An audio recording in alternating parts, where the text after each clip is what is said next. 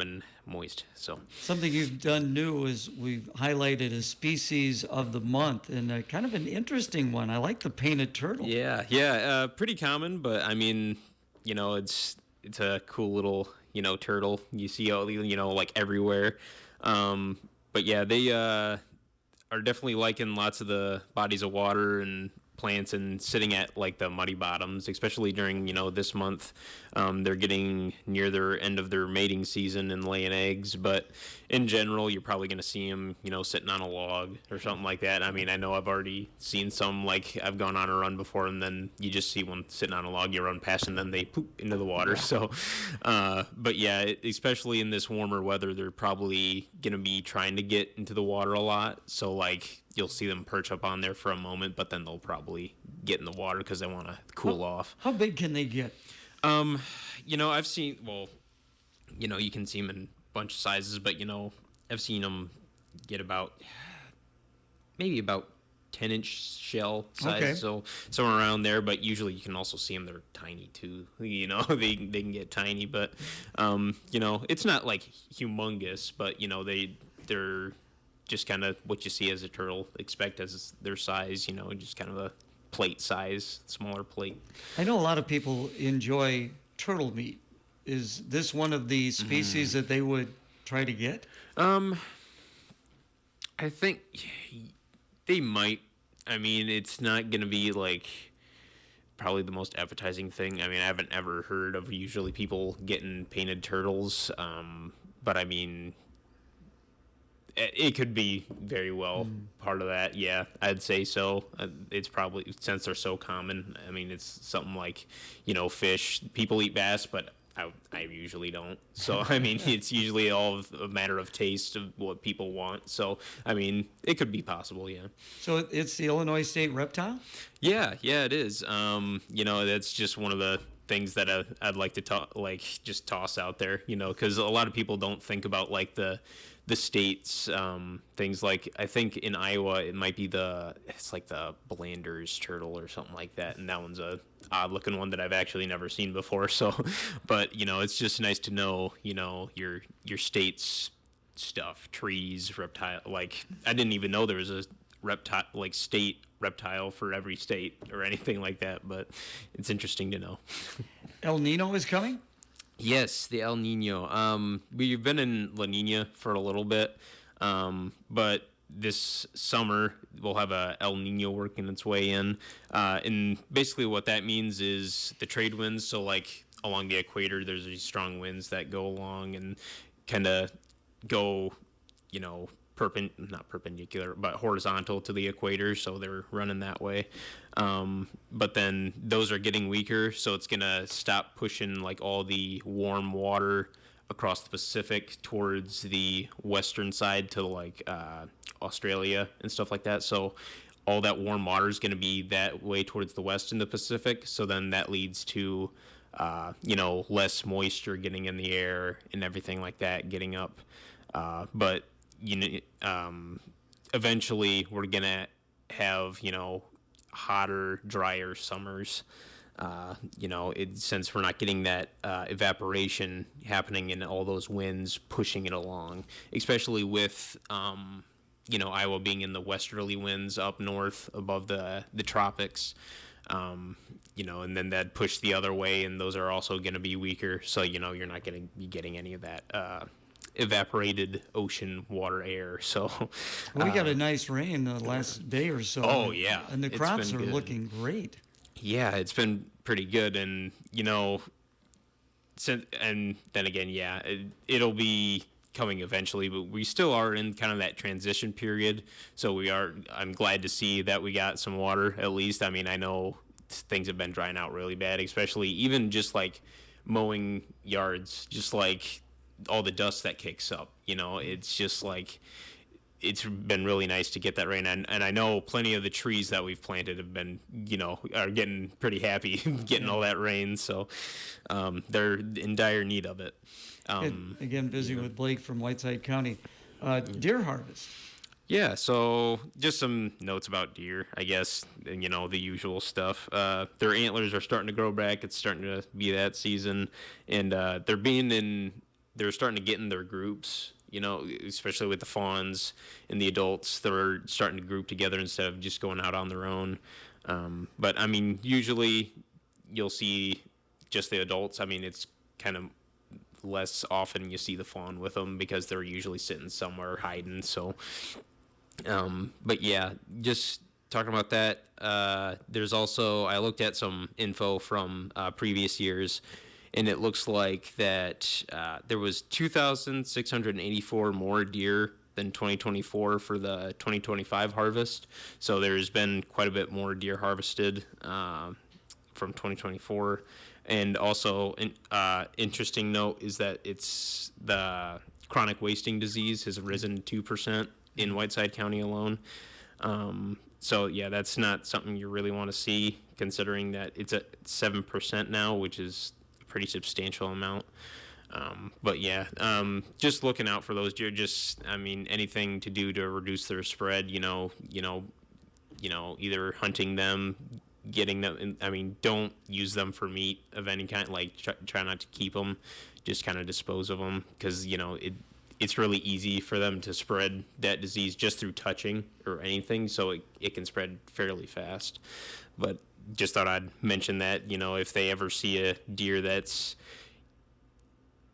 looks sick, low energy, just kind of droopy, just stuff like that, Who would they contact on that then, Blake? They could contact, like DNR offices around the area. I know there's a DNR office in the Mississippi Palisades State Park. But usually, like, I mean, if it's like already dead and along the road, usually the Department of Transportation usually picks them up, gets rid of them, which would be decent. If they had chronic wasting disease, it'd be easy just to get that done. But yeah, usually like I would say, I know what Dave used to say was police officer, like state officer, otherwise DNR conservation officer, one of those two. They'll usually say, hey, let's do this. But I did I got contacted for a hit deer before, and I had contacted the conservation officer, and he just said usually the Department of Transportation picks them up. So, how do they test for that? Usually, I think it's just like some type of, they get a blood sample. I'm pretty sure, but I mean, they only do it on so many amounts of them. So because there's been so many, they just kind of use like a batch like sampling method, out of how many deer they think are in the population, and then however many they tested, how many had it and how many didn't. Just kind of that quick. Of course, there's no season going on right now. That'll resume when, into the fall or winter, or when will the next deer season be? Next deer season, what was it? I think it was. I'm not too sure. Gosh dang it. Would it be in the fall? Yeah, it would be. Okay. I just not specific dates or anything in mind that I can remember. But. Okay. So up next, we go from deer to coyotes. Yeah, I do know when coyote season is, which is like all the time. So okay. I didn't realize that. In the winter, you can literally do it 24/7. There's hunting 24/7 in the winter months.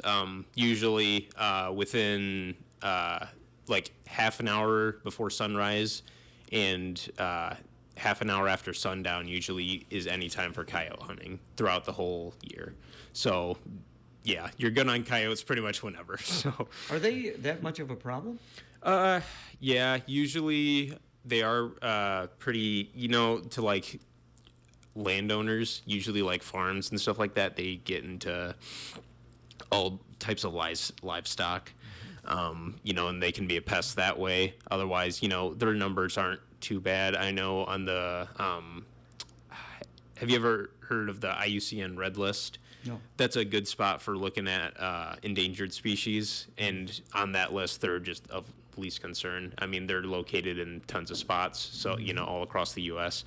So now, if I were to encounter one, I should act like it's a black bear. Yeah, you're gonna want to make like a bunch of noise, make sure you're big. Like you're not gonna want to like lay there and act like you're like a grizzly bear. You're gonna want to be more aggressive back towards them, and then they'll just kind of trot. Will they actually come at you?